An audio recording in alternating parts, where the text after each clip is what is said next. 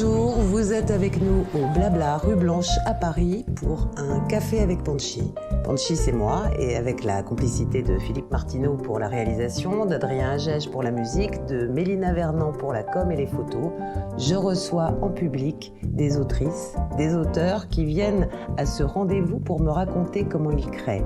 Écrivains, écrivaines, réalisatrices, réalisateurs, metteuses et metteurs en scène, scénaristes, ils et elles me confient leurs secrets sur leurs inspirations, leurs univers de création, leurs projets. Écoutez-les. Merci à vous qui êtes venus entendre cette rencontre avec Virginie Lemoine. D'abord, merci à Virginie. Merci à toi. Merci infiniment d'être là. C'est une vraie joie de recevoir aujourd'hui Virginie Lemoine, une artiste qui, pour moi, synthétise la force et la sensibilité, l'humour et le tragique, comme on aime. Virginie a très tôt développé son talent d'autrice, de metteuse en scène. Dès les années 80, après sa formation d'actrice au Conservatoire de Rouen, elle produit, écrit, met en scène Les Ginettes, avec la chanteuse lyrique Vera Sirkovic. Si on connaît d'abord Virginie comme actrice et humoriste à travers les nombreuses émissions de télé, de radio, les spectacles, les films auxquels elle participe et a participé, eh bien, elle écrit et met en scène depuis toujours. Dans les années 2000, sa carrière de metteuse en scène, autrice, adaptatrice se développe, même si son parcours de comédienne se poursuit allègrement, tant à la télé qu'au théâtre et au ciné.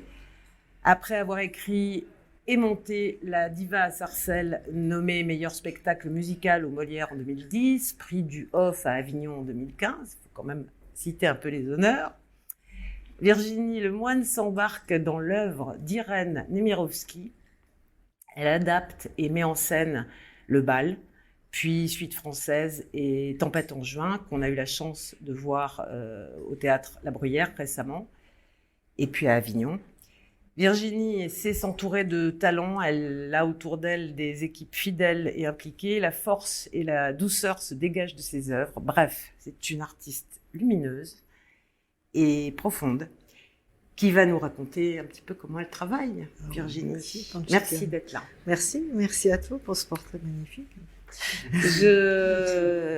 J'invite que les gens que j'aime, hein. Alors ça c'est facile, c'est très facile. On va écouter un extrait d'un de tes spectacles qui s'est joué au 20e théâtre à Paris, il y a 2 ans, 3 ans. C'est 31 ? Ouais, 31. Oui, 20e et puis et à au studio Avignon des Champs-Élysées. Ouais. Et au studio des Champs-Élysées. Voilà, c'était en 2016-17. 3 ans.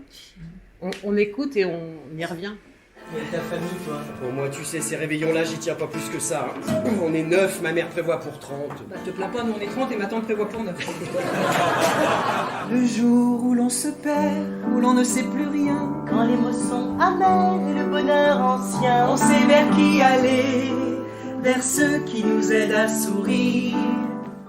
Oh, Tony, parle-lui. Puis au moins tu seras fixé. Je suis fixé. Il est pas et il sera jamais homo. Tu sais ce qu'ils ont offert à Ruben pour le nouvel an?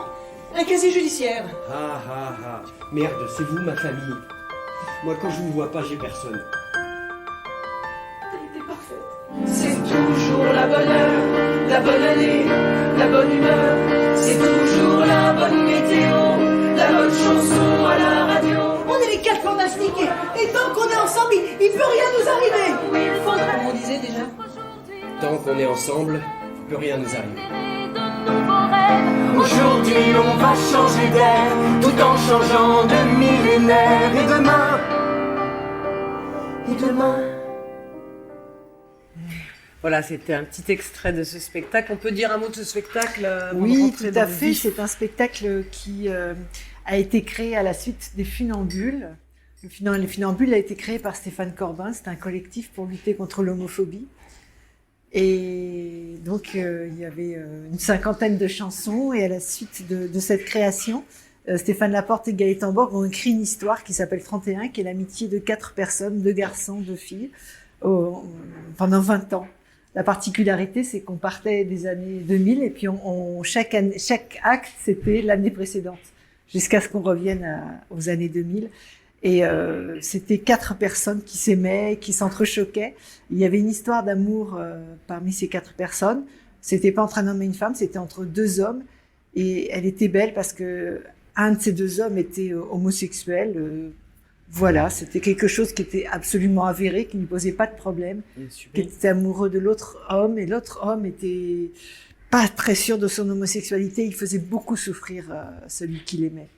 Jusqu'à accepter, il savait pas il aimait cet homme potentiellement parce que c'était cet homme-là ou s'il était homosexuel, qui était une question en fait inutile qui se posait. Et puis aussi, ça racontait que entre les hommes et les femmes, eh bien, il y a beaucoup de surfaces de relations énormes. Il n'y a pas que des rapports de séduction, que des rapports de force. Je m'insurge contre ça. Il y a mille façons de s'aimer. Et aussi entre hommes ou femmes homosexuels et hétérosexuels, il y a 1000 façons de s'aimer, et c'est ce que racontait le spectacle. Comment tu as procédé? Comment vous avez travaillé avec Stéphane Corbin, justement, par rapport à ce spectacle? Alors d'abord, je l'ai lu, j'ai demandé de la réécriture. Alors on a un petit peu coupé, et puis j'ai demandé un petit peu de biographie, surtout sur les personnages féminins, ce qu'ils ont fait tout de suite, qui était formidable. Et puis après, j'ai eu peur parce que j'avais 17 lieux différents. Donc j'ai demandé quel était le budget décor, on m'a dit 5 000 €. Il n'y a pas de souci, donc en fait on a tout fait avec deux armoires et 4 cubes. Et de ces 4 cubes sortaient 1000 accessoires et ces armoires s'ouvraient, se fermaient, se tournaient et on a réussi à faire. Et plus en fait c'était complexe, plus c'était facile à faire en fait. Mais oui. Parce que souvent la pauvreté déclenche de l'idée et que le théâtre reste. Alors on ne devrait pas trop le dire, Virginie, ce genre de choses, parce que c'est les producteurs nous écoutent. Oui, ça c'est vrai. On ne devrait pas le dire. Mais nous, on sait bien que souvent la magie du théâtre, c'est ça. Oui. Et justement, dans ce que tu fais, dans ce que j'ai vu en tout cas de tes spectacles, autant avec plus de moyens, les choses sont belles et s'expriment, et autant avec... je pense à La Diva à Sarcelles, qui était un spectacle aussi, je pense, monté avec pas beaucoup de moyens, et la magie était là. Alors, je trouve que c'est intéressant justement de démarrer comme ça, puisque le principe de ce café avec Ponchi, c'est justement de travailler, en tout cas de s'interroger sur quelles sont les prémices, comment ça se construit, comment ça se fabrique. Alors, j'ai envie de te demander là, comment ça s'est amorcé à l'origine, ton envie d'écrire, de mettre en scène, de produire, ce va-et-vient avec ta fonction, ton art de comédienne, parce que tu as démarré très tôt en fait, si j'ai bien compris. Oui, j'ai fait quelques mises en scène, mais après ça a vraiment démarré en 2008. Oui, mais au départ quand même, ce spectacle dont je parlais tout à l'heure avec... Vera Sierkovic, voilà, je te remercie de me redire son nom, une dame qui vit en Argentine. Oui, qui est cantatrice. Oui. Comment ça s'est déclenché, ça? Alors, c'était... Tu étais très jeune. Oui, j'avais 20 ans, je sortais du conservatoire. Et en fait, il y avait à Paris, mes 2 frères sont homosexuels, et il y avait des fêtes très joyeuses, que peut-être certains ont connues. Dans les années 80, c'était vraiment très, très, très joyeux, et tout le monde était bienvenu. Et en fait... il y avait des personnalités qui venaient, et qui se produisaient. Il y avait Juliette Gréco, il y avait Marie-Paul Bell, il y a Nancy Holloway. Et Nancy Holloway. Ouais, tellement formidable. Et j'ai un copain qui me dit, qui l'organisait un peu la soirée. Il me dit, je vais faire sa première partie, Juliette Gréco. Je dis, c'est super. Fais avec moi. Oui, bien sûr, super. J'ai ma copine, parce que je chante comme une poudre, vient chanter avec nous. Donc ma copine cantatrice, et mon frère aîné au piano. Et on a écrit des textes, on les a mis en scène, ça s'appelait Les Ginettes. Et ça a été, je sais pas, peut-être ça. C'est comme ça que ça a démarré. Oui, ça a démarré comme ça. En fait. Oui. Obligé de... Oui, c'est ça. Et... T'as chanté en première partie Voilà, il faut aller voir comme. Heureusement que mais c'est pas mon fort. En fait. C'est quand même formidable. Et donc, parce qu'après, tu as quand même continué à écrire, à mettre en scène. Tu as eu toute une phase... tu as mis en scène des spectacles de café-théâtre. Oui, un peu, oui. que tu as joué toi. Il y a eu Ouais. cette phase de travail aussi avec Laurent Gérard, Oui, bien sûr. Et à la radio. Oui. Est-ce que tu peux en dire 2 mots? Alors Comment en fait, ça s'est enchaîné tout ça? tout ça s'est enchaîné assez vite. Ma carrière, si on peut parler de carrière, a démarré d'une façon invraisemblable. J'écoutais la radio dans les années 90 et j'entends le vrai faux journal de Claude Villers. Et il l'a écrit d'ailleurs dans son livre, Claude Villers. J'étais à la maison, je me dis, je voudrais faire partie de cette équipe. J'étais en pyjama, j'ai écrit une lettre. Et je suis allée la poster tout de suite en pyjama avec mon imperméable. Et voilà. Il n'y avait pas de portable à l'époque. Et le lendemain, le téléphone a sonné, c'était Claude Villers. Il cherchait une fille. Parce que Isabelle Motro faisait partie de l'équipe et elle était enceinte. Elle allait prendre un congé maternité. Il lui fallait une fille. Et surtout, le tas de candidatures et tout, ma lettre était au-dessus. C'est tout. Et donc, voilà. Et ça a démarré comme ça. Elle devait être bien, ta lettre. Je l'avais un peu soignée, mais j'ai eu de la chance aussi. Et après, comment tu travaillais? Alors, t'écrivais des choses? Ah là, là, j'ai vraiment appris à travailler. Là, je savais pas ce que c'était que travailler avant de rentrer dans cette équipe parce qu'il fallait produire tous les jours 3 sketchs sur l'actualité. Donc, c'était compliqué, quoi. Donc, je prenais un peu d'avance le soir à la maison. J'essayais de trouver 3 trames possibles. Et puis, le lendemain, on faisait une petite, comme un journal. On faisait une réunion avec Claude Villers. Il y avait Laurent Ruquier dans l'équipe. Et chacun donnait ses sujets. Et puis après, il disait, bon, bah, toi en premier, toi. Et on écrivait. Et après, il les lisait une fois. Et hop, tous, ils nous faisaient confiance, quoi. À midi, on était autour du micro à France Inter et on se lançait. Donc là, ça m'a vraiment appris à écrire. Bonne école. Et puis, à l'époque, il y avait un imitateur qui s'appelait Pascal Brunner. Ouais. Ouais. Qui, de temps en temps, n'était pas là parce qu'il avait des galas. Et alors, il avait trouvé un truc qui se faisait remplacer par un autre imitateur. Et vraiment, qui n'était pas du tout à la hauteur. Hein. Ce qui fait que quand il revenait, on lui disait « Ah, Pascal, tu nous as manqué !» Et au bout d'un moment, j'ai dit à Monique Desbarbas, la réalisatrice, c'est pas possible, on est à la radio quand même. Il y a un moment, il faut quand même qu'on puisse reconnaître les voix. Donc. Et elle me dit, bah, toi qui es comédienne, trouve un imitateur. Et comme Laurent Ruquier m'avait montré des cassettes DVD d'imitateurs, j'avais vu Laurent Gérard. Donc, j'ai dit à Laurent Ruquier, mais tu sais, l'imitateur qui était bien, ah oui, c'est quoi son nom? Alors, c'est soit machin, je sais pas, l'imitateur. Enfin bon, bref. J'ai fait appeler Laurent Gérard sans être tout à fait sûr que c'était bien lui que j'avais vu. Et il est rentré dans l'équipe, voilà. Et on s'est connus comme ça et vous avez coécrit ensemble pendant après.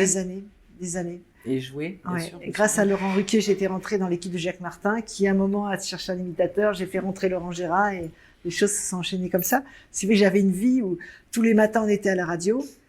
Après, vite, fallait écrire le soir pour la télévision. On était chez Michel Drucker et tous les week-ends, on était sur les routes. Et j'avais vraiment, je m'amusais, mais j'avais une vie oui, trépidante. un peu grise j'ai tout arrêté. Voilà. J'avais besoin de faire autre chose. Tu ne jouais plus dans des spectacles. Enfin, je veux dire que c'était une période où c'était compliqué de tout. Je jouais en même absolument. Je faisais des spectacles sur scène avec Laurent, des spectacles de musical. Et puis un jour, on s'est produit au Casino de Paris. Et mes 2 frères sont venus dans la salle. Et mes 2 frères, ensuite, m'ont dit « Arrête ».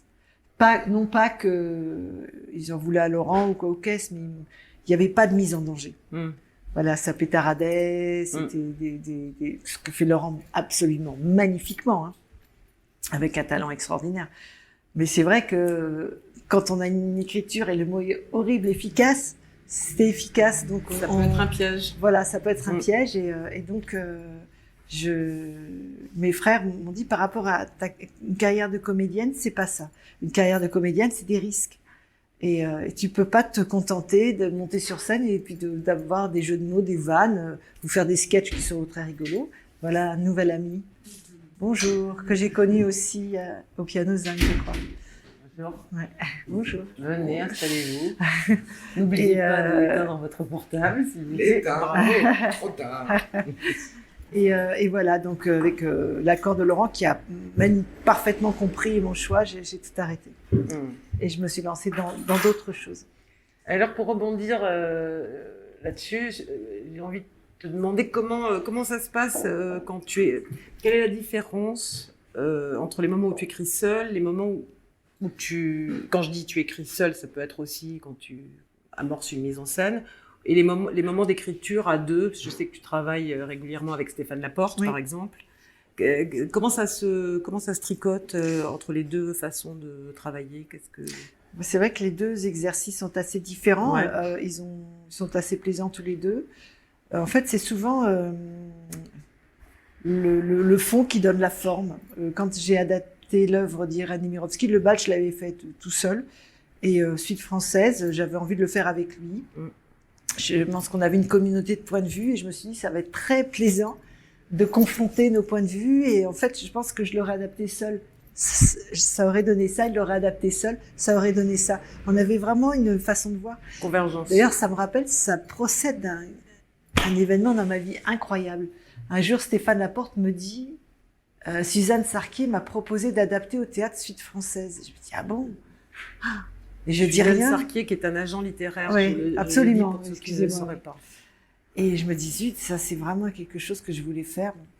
Et un jour, je dis à Stéphane, tant pis, je me lance à l'eau, je dis, écoute, tu as le droit de me dire non, mais tu m'as dit que tu voulais adapter Suite française au théâtre, et c'est vraiment quelque chose que j'aimerais faire. Est-ce qu'éventuellement on pourrait le faire à deux? Et il me dit, mais il n'en a jamais été question. Je pense que je l'avais rêvé. C'est un événement, je lui dis, bah écoute, on va le faire à deux, parce que je pense que c'est un rêve que j'ai fait un jour. Un rêve, j'ai C'est-à-dire rêvé. qu'en fait, tu avais rêvé que Stéphane Laporte disait, Voilà. est-ce que Voilà. on me propose Voilà. d'adapter. Ah, c'est fou ça. C'est-à-dire que j'ai un peu le cerveau fendu, je pense. Oui, pas. oui, non mais Non, c'est drôle, c'est parti comme ça. Oui, mais ça me, non mais ça me, C'est drôle. ça Ça te m'impressionne parle pas tant que ça. Oui, Ouais, ça me parle. peut-être que ça Et- ça t'est arrivé aussi. Et Ouais, il y a Ouais. eu des choses comme ça, Ouais. mais je pense que ça. c'est drôle. Je pense. Non, mais on est des femmes, Virginie. Alors Ouais. bon, bah, c'est normal, on a des intuitions. Voilà, exactement. Non, mais oui, C'est je trouve drôle, ça ouais, c'est assez parti de incroyable. comme ça. Mais ça me surprend pas tant que ça par rapport à ce que j'entrevois, ce que je perçois de ton fonctionnement, qui doit être intuitif, Ouais, je pense. Et alors justement, on parlait de Suite française, qui n'est pas le premier spectacle de Irène Nemirovsky, d'après Irène Nemirovsky, que tu as mis en scène, parce que tu avais d'abord abordé le bal. Oui. Très beau spectacle, très beau spectacle que tu as monté en... Alors, ça devait être dans les années 2012-2013. Voilà. Et Ouais. moi, j'avais beaucoup aimé ce spectacle que j'ai Ouais. vu à Avignon. Et donc, tu as fait la rencontre de cet auteur, de cette autrice, Ouais.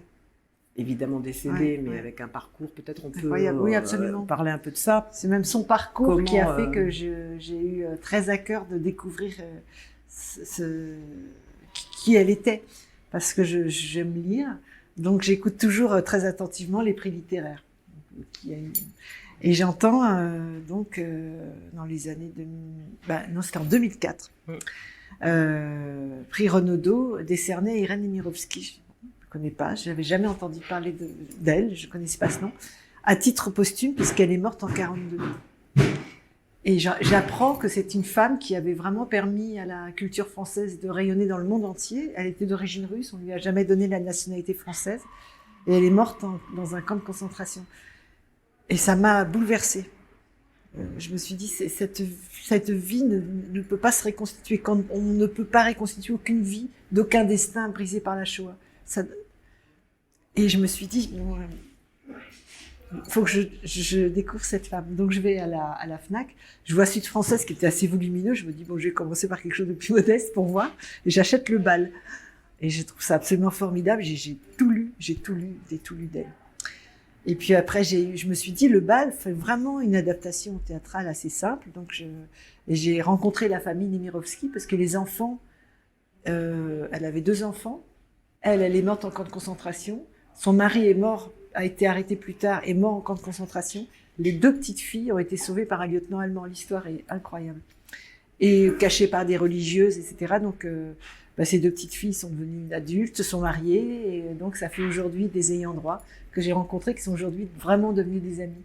Et Des sa gens fille a formidables. exhumé ce manuscrit qui Alors, était posthume. alors voilà, elle était en train d'écrire Suite Suite française. Donc c'est vraiment écrit sur le vif. Ce qu'elle observe. Elle écrit sans aucune concession en se disant ce sera mon œuvre posthume. Et puis elle est arrêtée. Et quand donc elle part très vite, à la hâte, elle laisse cette. Et quand lui a été arrêté, il a été à la commandanture avec ses enfants, puisque les lois de Vichy, par humanité, ne séparaient plus les parents des enfants, les enfants et les parents. Il a mis le manuscrit dans un maroquin en cuir qu'il a donné à sa fille aînée, Denise, en disant « c'est ta mère, ne t'en sépare pas ». Parce qu'il pensait, en fait, quand il a été arrêté, il pensait retrouver Irène Nemirovsky dans un camp de travail avec certes des conditions de vie un peu rudes, mais il s'est dit, voilà, je vais la retrouver, et puis après, on va reformer la famille. Donc, il était persuadé, il s'est dit, on va le mettre de côté pour qu'elle puisse continuer. Elle voulait en écrire 5 tomes, en fait. Et donc, il est allé à la commandanture avec ses 2 petites filles. Et c'est officiellement a vu, la fille aînée de Denise avait 12 ans. Et il a sorti une photo de sa fille en disant à Denise, voilà, c'est ma fille aînée, elle a le même âge que toi. Et il a dit à Julie Dumont, qui était leur nurse, qui les accompagnait au cas où, j'arrêterai les enfants demain. Lui a dit au revoir à ses enfants presque joyeusement, pensant qu'il allait retrouver sa femme et qu'après il allait retrouver ses filles. Et il est parti. Et Julie Dumont a compris, donc et elle a fui toute la guerre avec ce maroquin en cuir avec suite française dedans. À la fin de la guerre, les 2 petites filles ont attendu à l'hôtel Lutetia de retrouver les parents qui étaient morts. Et puis après, elle n'a jamais pu ouvrir ce maroquin en cuir. Elle pensait qu'il contenait un journal de guerre. Et puis un jour, la vie est folle. Elle habite une maison et ce maroquin est dans la cave. Et il y a une fuite d'eau. Sa machine à laver fuit. Et elle se dit, oh là là, mon Dieu, mais s'il arrive quelque chose au manuscrit de ma mère.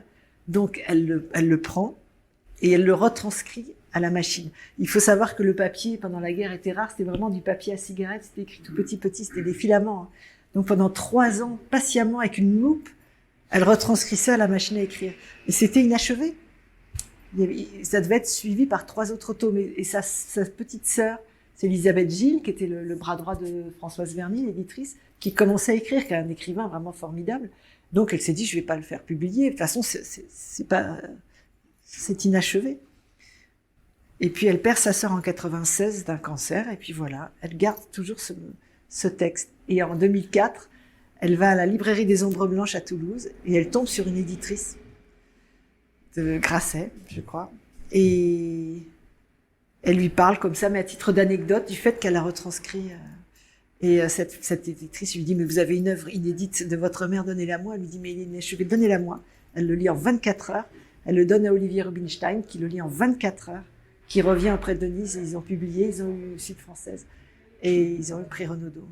Et on a redécouvert Irène Nemirovsky de cette façon, qui est pour moi un écrivain absolument extraordinaire. Et où j'incite vraiment...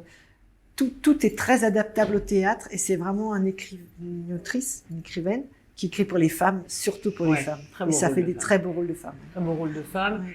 Très beau rôle d'homme aussi, et très incisif et très pointu. Peut-être on va écouter un extrait de Suite française que tu as remarquablement monté à Avignon et au Théâtre La Bruyère. Et puis on reviendra sur la façon dont s'est construit le travail après. D'accord.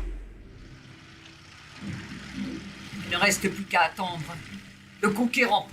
Vous vivez seul ici avec madame votre mère? C'est la mère de mon mari.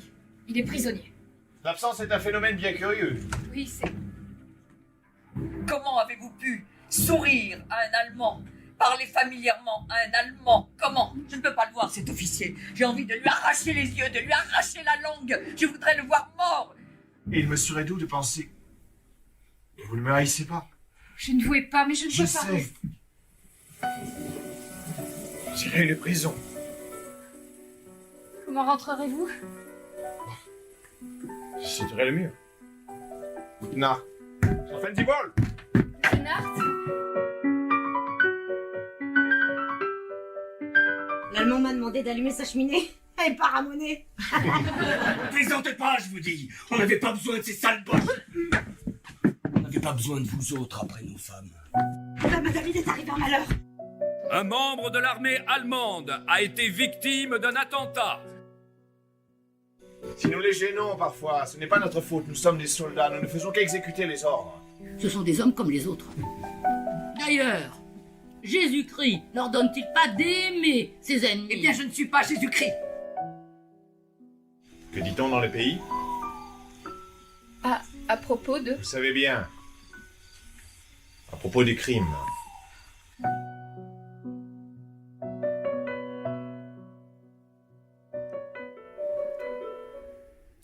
Formidable Béatrice Agénin, formidable Guylaine distribution. Mondès, Emmanuel Bougerolles, Florence Pernel, Florence Pernel, évidemment. Samuel Glomet qui jouait l'officiellement, qui est parfaitement français, qui a travaillé. Et Cédric Révolo, que vous connaissez si vous avez vu Est-ce que j'ai une gueule d'Arditi qui vient d'avoir un Molière. Oui, absolument. Et Emmanuel Bougerolles était nommé comme meilleur second rôle Ouais. pour ce spectacle que tu as mis en scène, donc que vous avez donc coécrit avec, que vous avez co-adapté avec Stéphane Laporte. Ouais. Très beau boulot. Comment ça se passait le travail? Comment ça naviguait entre vous avec Stéphane? Une fluidité absolue, c'est-à-dire que Stéphane m'a dit pour adapter une œuvre, il faut la relire au moins 5 ou 6 fois.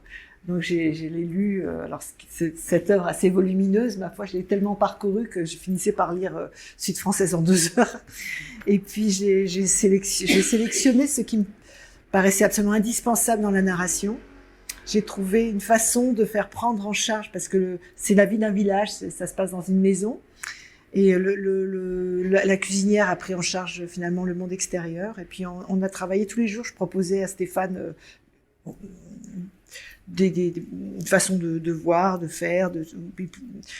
On a vraiment sélectionné les personnages absolument indispensables au récit de l'histoire, et on s'est rendu compte que on avait la sensation de prendre le roman, de le mettre dans un sablier, et ça devenait une pièce de théâtre à 6 personnages. Voilà, et puis...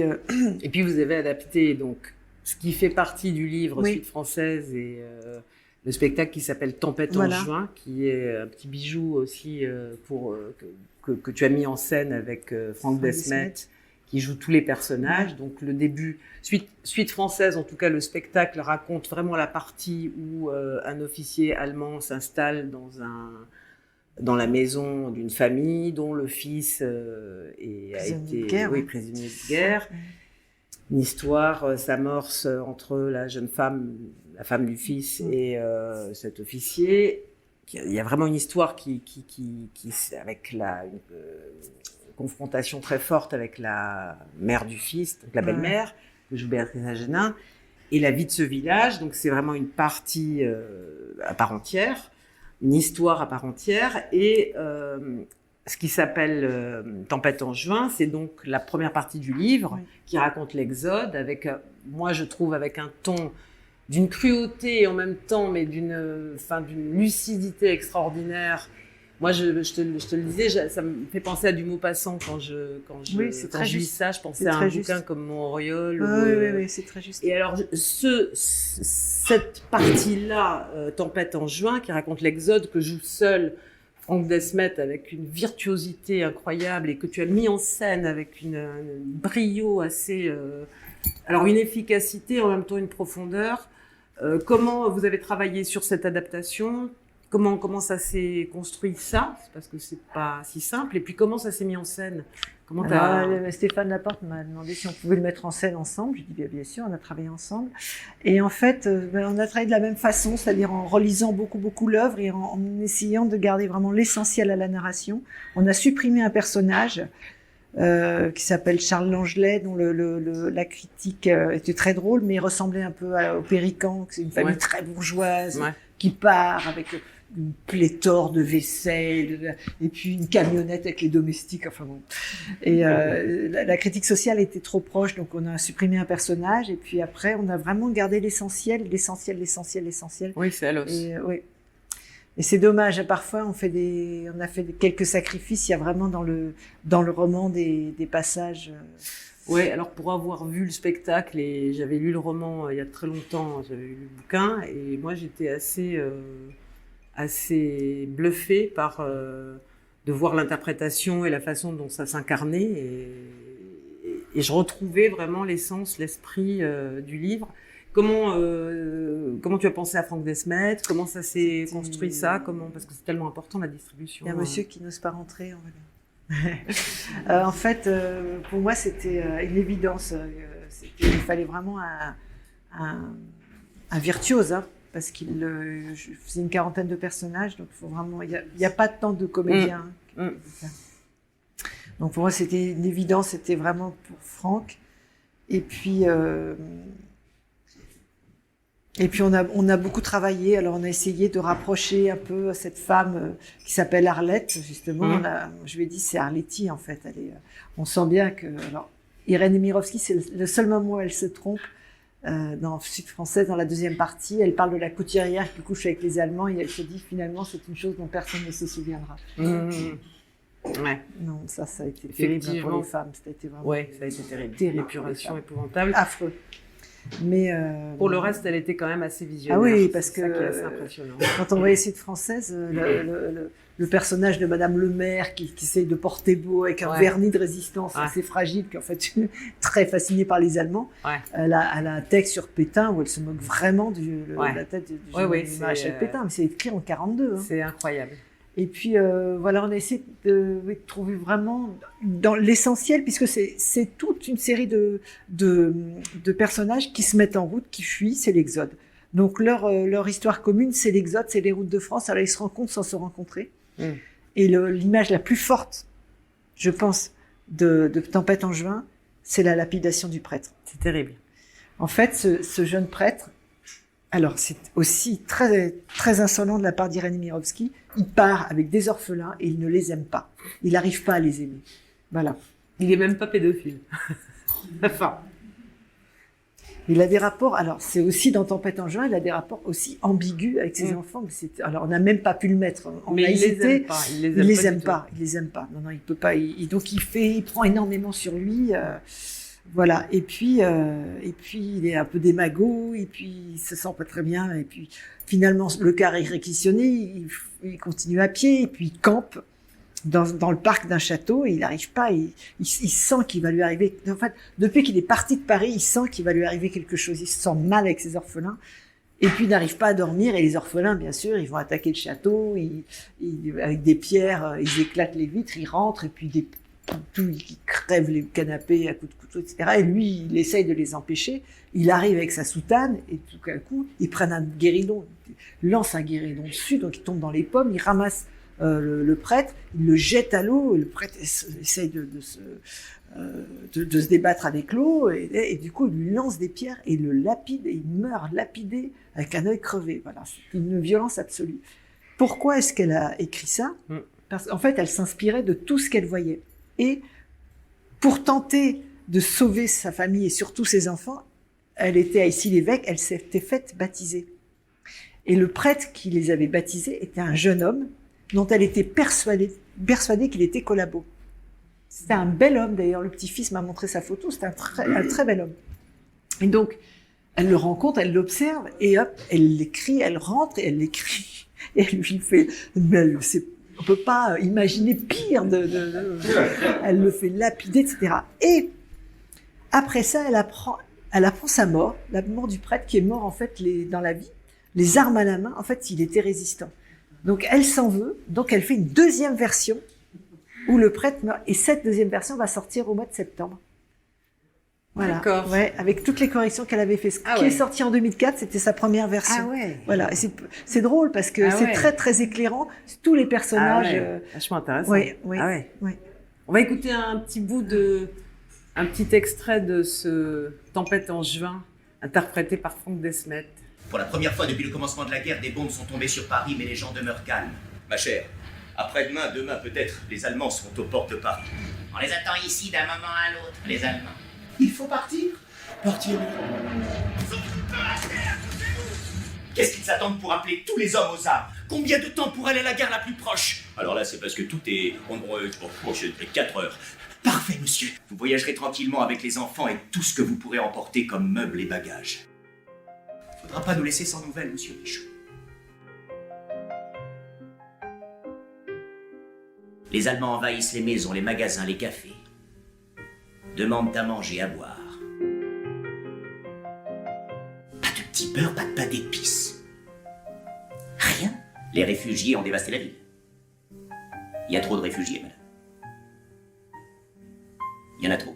Il est impossible qu'en payant, on ne trouve rien à manger. Est-ce qu'il y a beaucoup de victimes, monsieur? Il paraît qu'il y a 2 wagons pleins de morts. Pensez que vous êtes vivante, ma pauvre nounou. Qu'importe le reste.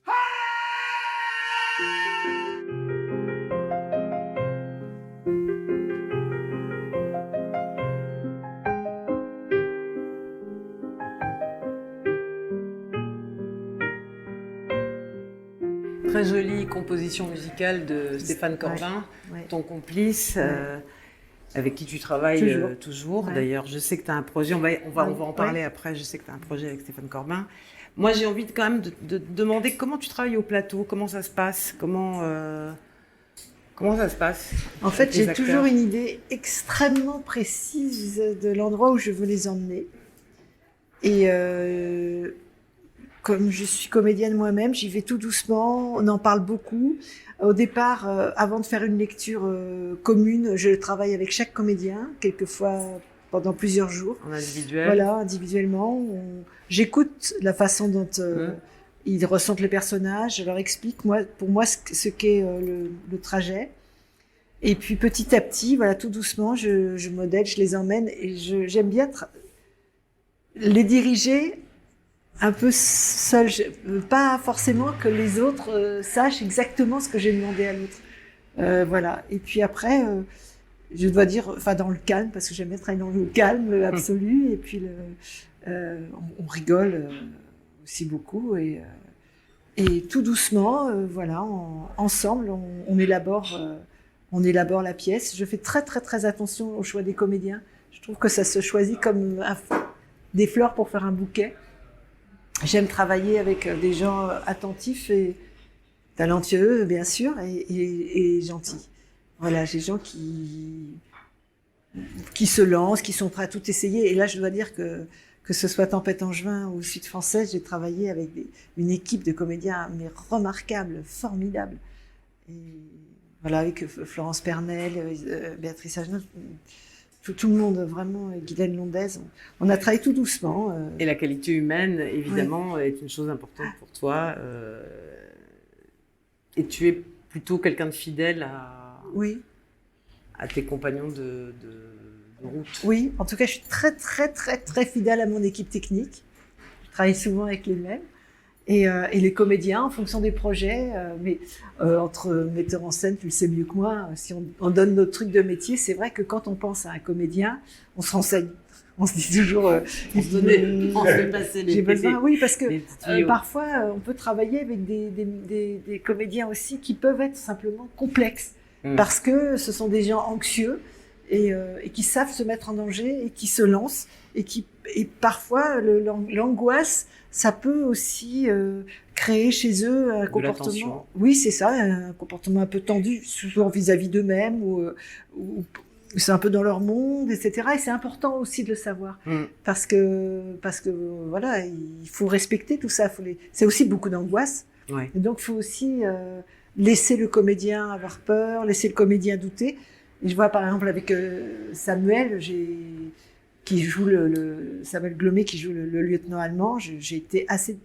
Je savais vraiment où je voulais l'emmener. J'étais assez directive avec lui. Je m'excusais tous les soirs en disant pardon. Est-ce que tu peux aller dans ce sens? Est-ce que tu peux faire ça? Et il l'a fait. Et un jour, il m'a dit, Virginie, est-ce que ça te va? Je lui ai dit, et c'est exactement ça. Il me dit, maintenant, laisse-moi me balader. Je vais me tromper, je vais faire autre chose. Ça ne va pas t'aller du tout, mais j'en ai besoin. Je lui ai dit, fais tout ce que tu veux. Donc, il a exploré vraiment d'autres choses. Et c'était très, très intéressant. Et puis, 2 jours avant la première, hop, il est revenu. Et il avait enrichi son parcours. Donc tout ça, c'est formidable. Dans un gant de velours. Oui, et puis il faut laisser de la liberté aussi. Bien sûr. Il faut laisser la liberté. Alors, c'est quoi tes rituels, Virginie? Est-ce que tu en as des rituels? Avec mes comédiens? Avec les comédiens? Ou avec toi-même, autour de ta création? J'essaye de travailler beaucoup en amont. Ouais. J'essaye parce que je trouve que par respect pour tout le monde, que ce soit les techniciens, les comédiens, de savoir exactement où je vais, et puis aussi d'être très à l'écoute de tout ce qu'on peut me dire, parce que ça ne peut qu'enrichir les choses. Et puis après, j'adore aller au restaurant, j'adore qu'on rigole, j'adore qu'on raconte des histoires drôles. Avec Béatrice Agenet, on s'est raconté des histoires salaces. Voilà, au restaurant, ça nous a fait du bien. Béatrice, elle en a beaucoup. Et c'était tellement extraordinaire. J'ai besoin de ça aussi, j'ai besoin de ces moments de convivialité. De convivialité, oui. D'énergie humaine. Oui, j'en organise aussi beaucoup. Et ce qui se ressent dans les spectacles que tu crées. Qu'est-ce qui te ressource? Qu'est-ce qui te régénère? Le contact humain, avant tout.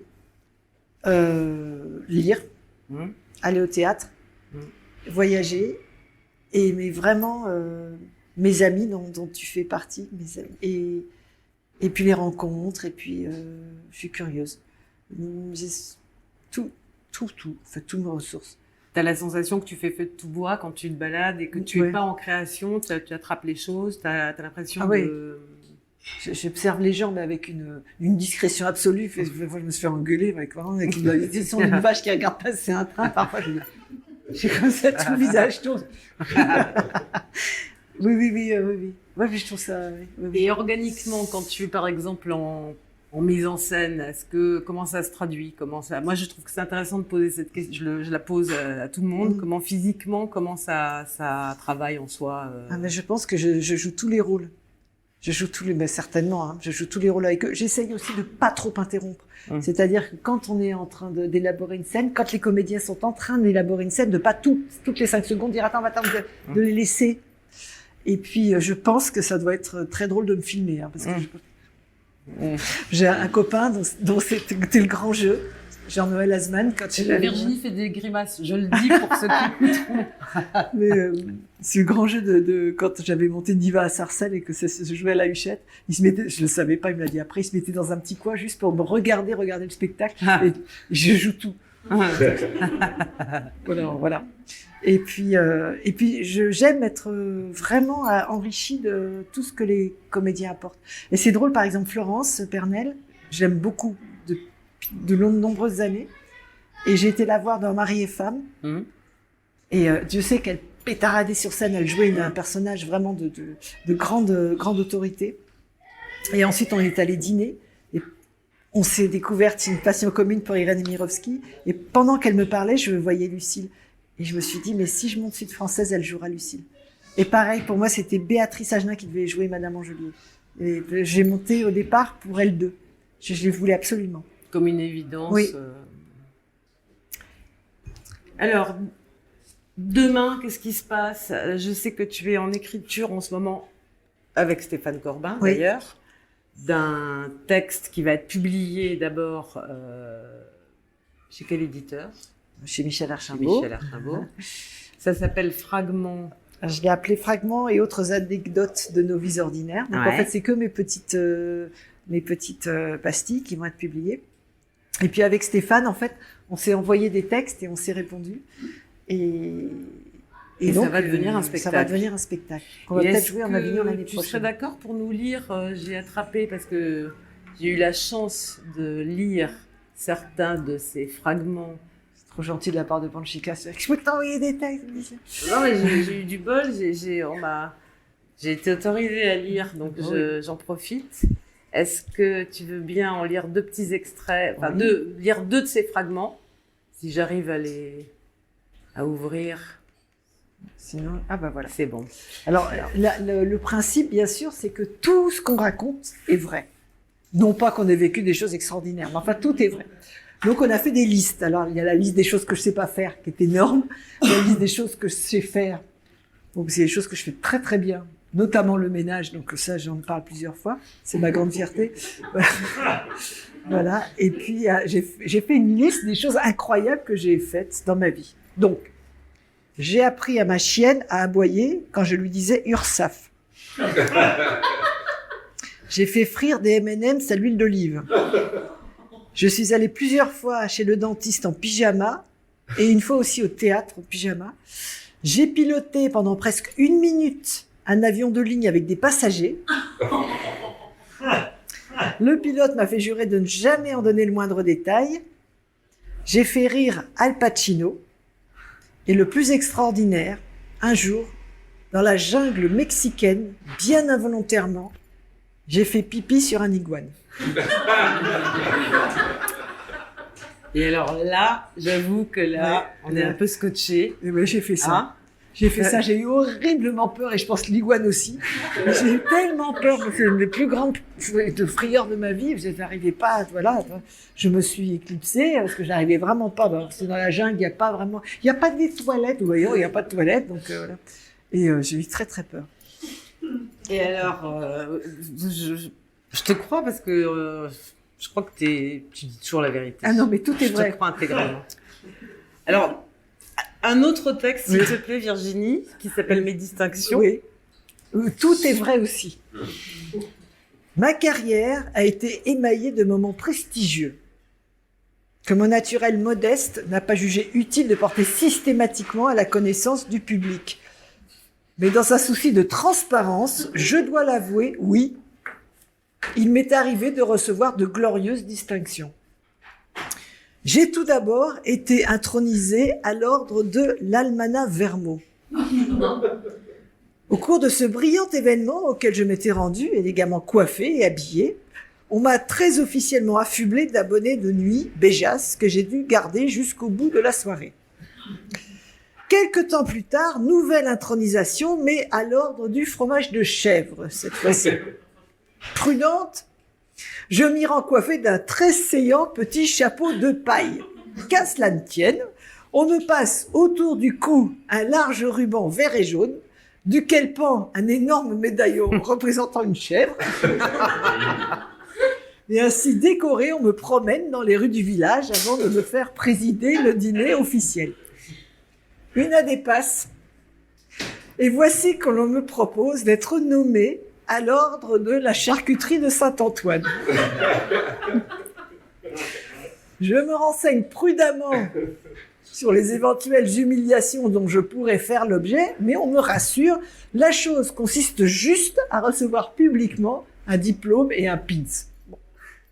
Je donne donc mon accord, et je me retrouve dans l'un des salons de réception de la mairie de Lyon, avec petit four, champagne et orchestre de cuivre. On m'appelle enfin sur scène, et au moment où je m'apprête à traverser la salle, l'orchestre se met à jouer en mon honneur. Tiens, voilà du boudin.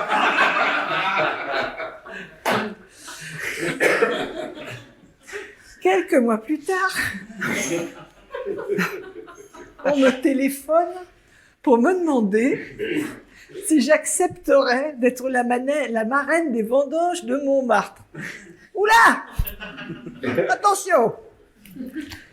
Avant de m'engager dans quoi que ce soit, j'impose des règles strictes. Pas de bonnet de nuit, pas de médaillon, pas d'orchestre de cuivre. On ne me remet rien, on ne me décore pas, on ne me rend pas hommage. Mon interlocuteur me rassure, il s'agit juste de se tenir aux côtés du maire d'arrondissement dans la tribune officielle, voilà tout. Rassuré, j'accepte avec enthousiasme et j'entends la voix répondre « Ouf, ah merci, on trouvait personne. » Voilà. Alors... Merci je vous en prie. de te prêter. Ça, c'est l'avantage quand les autrices ou auteurs sont également actrices ou acteurs. Ça, c'est quand même assez cool. Je dois dire que c'est marrant d'ailleurs parce qu'on passe de Suite française, de l'univers de Nemirovsky à ces textes que tu viens de lire. Je sais qu'il y a des textes plus graves. Je sais que tu vas évoquer ta rencontre avec Charles Trenet dans un de ses textes. Je sais qu'il y a des choses... Enfin, il y en a...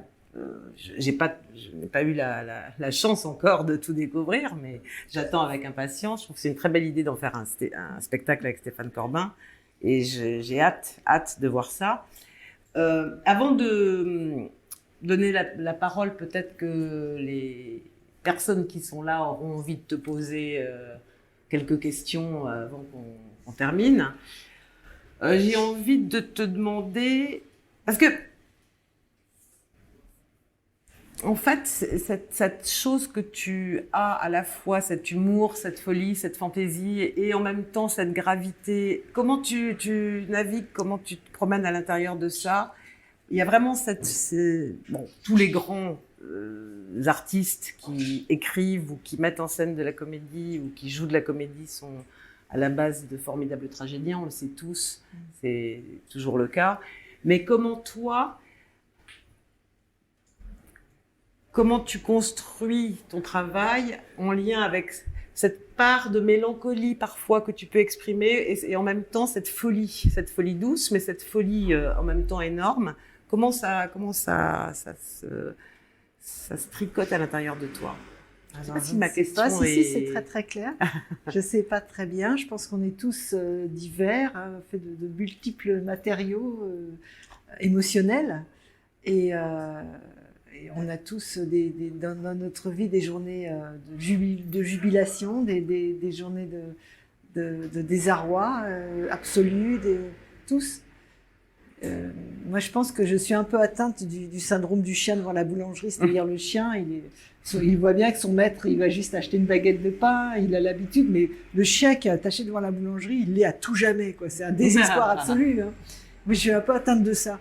Donc, quand la vie va bien, c'est à tout jamais, ça va aller très bien. Et puis, quand la vie est plus difficile, c'est fini, c'est fini. Donc, c'est fatigant. Mais je pense quand même que j'ai eu énormément de chance dans ma vie. Grande chance. J'ai été élevée par mon frère aîné, magnifiquement, parce qu'on n'a que 3 ans d'écart. Donc, il m'avait dit, alors je ne sais pas du tout si j'en suis digne, mais il m'avait dit, préfigure-toi ce que doit être un rapport humain et tu t'y tiens. Voilà, c'était un pédagogue extraordinaire. Belle parole. Oui, c'était magnifique. Et puis, voilà, je fais avec tout ce... Avec ses joies et ses douleurs. Oui, c'est ça, toute cette espèce de melting pot d'émotions, de camailleux d'émotions diverses qu'on a tous. Et puis, voilà, je pense pas, j'espère pas me prendre très au sérieux. Je pense que c'est pour pas... faut vraiment lutter contre ça, quoi. Mais tu confirmes, tu fais des choses très sérieusement sans te prendre au sérieux et c'est très agréable. Tâcher de ça. Tâcher. Voilà, et puis sinon, je pense que la littérature aussi m'aide beaucoup. Ouais. Et puis vraiment, vraiment l'éducation de mon frère aîné, je crois. Je lui dois beaucoup, c'est lui qui m'a fait lire. Il m'a emmené au théâtre, il m'a vraiment réparé. Du coup, il se trouve qu'il est homosexuel, donc avec Stéphane Corbin, c'est un lien très fort entre nous. On s'est connus par ce combat-là aussi, ce combat pour l'homoparentalité. Le combat, simplement, dit une chose que de toute façon, il me semble qu'au fond de nous, tout le monde sait, c'est que quelle que soit la personne qui donne de l'amour à un enfant, à partir du moment où un enfant reçoit de l'amour, l'enfant peut se construire. Et voilà, quelle que soit la personne, d'ailleurs, on peut prendre référence à différentes sociétés où c'est pas forcément les parents qui élèvent. Nous-mêmes, il n'y a pas si longtemps que ça, les parents n'élevaient pas les enfants. Hein. Voilà, on les donnait, c'était des mœurs, absolument. Bah oui. Et donc, d'ailleurs, Irène Emirovski, elle a été pas du tout aimée par sa mère, maladroitement aimée par son père, et elle avait un amour absolu pour sa nurse. Elle s'est construite comme ça. Et j'ai beaucoup milité pour ça. Et voilà, je pense que c'est une grande chance aussi. J'ai eu une enfance parfois un petit peu difficile, mais c'est une grande chance aussi parce qu'on se fait des promesses, enfant. On se dit, on a tous, enfants, conscience du fait qu'on est dans un état éphémère d'enfant et qu'un jour on deviendra adulte et que le fait d'être adulte nous offre une liberté énorme.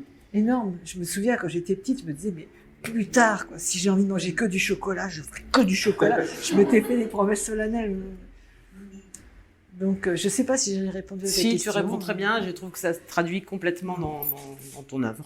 Maintenant, je vous propose, si l'un d'entre vous a des questions à poser, je crois qu'il y a quelqu'un là-bas, donc c'est Philippe qui va...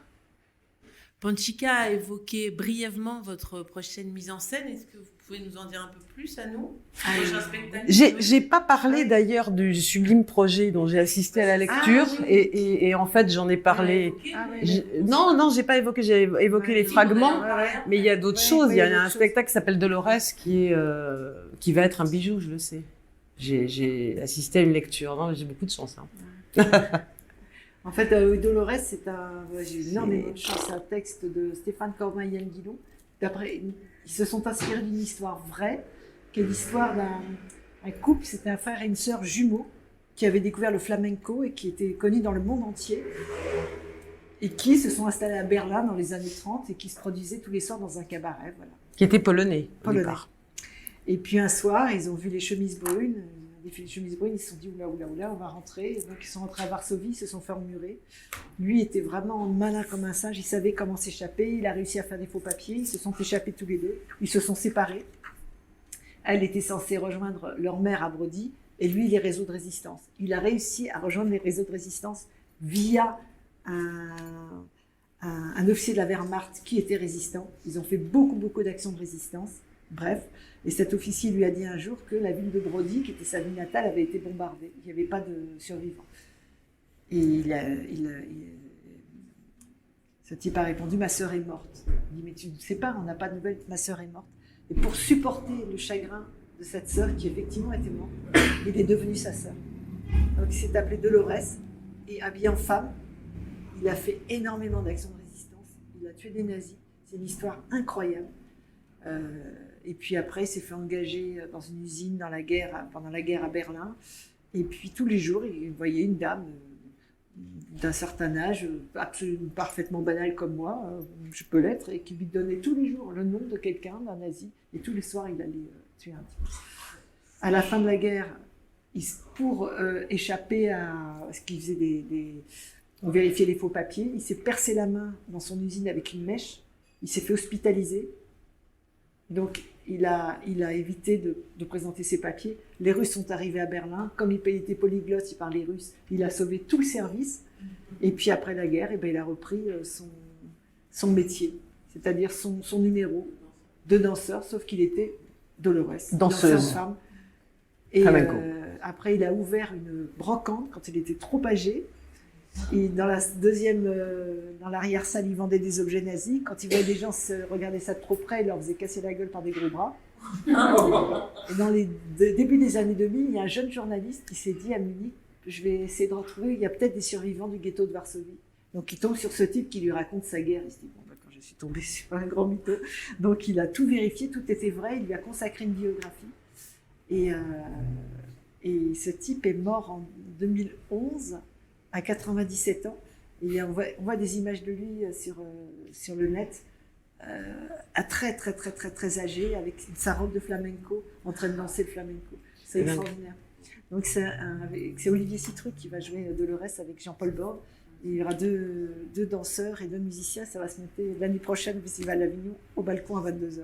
Puisque ça devait se jouer au Festival 2020 et que, évidemment, les projets sont reportés. Moi, je peux vous dire que j'ai assisté à une lecture un peu en espace de ce projet et que avec les chanteurs, avec les danseurs, je veux dire, chanteurs et musiciens flamenco.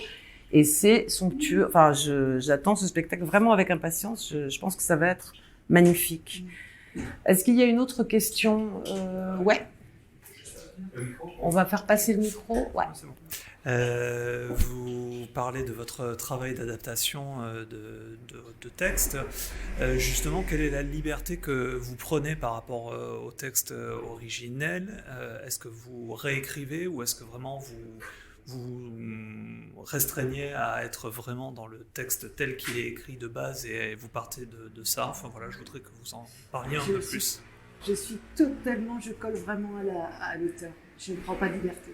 Je trouve que soit j'écris quelque chose, à ce moment je fais ce que je veux, mais si j'adapte une œuvre, j'adapte vraiment l'œuvre et je colle vraiment à l'œuvre. Et j'aime bien d'ailleurs, si l'auteur est vivant, je soumets ma copie.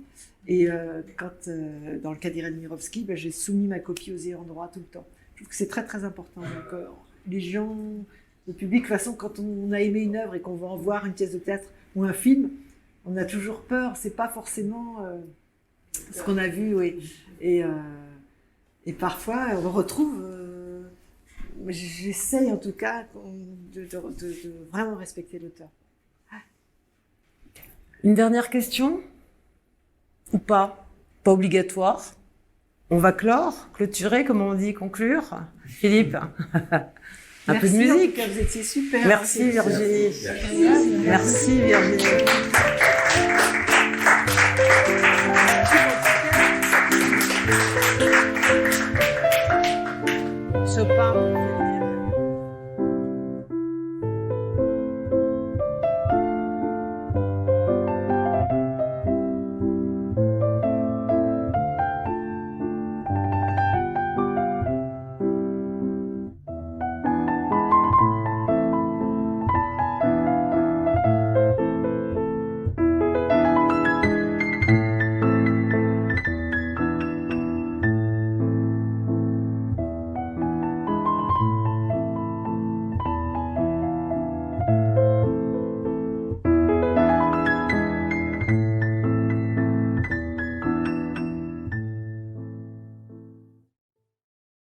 C'était donc un café avec Panchi. Si ça vous a plu, à vous de jouer. On a besoin de vos commentaires, de vos likes, de votre soutien. Le mois prochain, un auteur, une autrice sera de nouveau au rendez-vous pour dévoiler un peu de son mystère.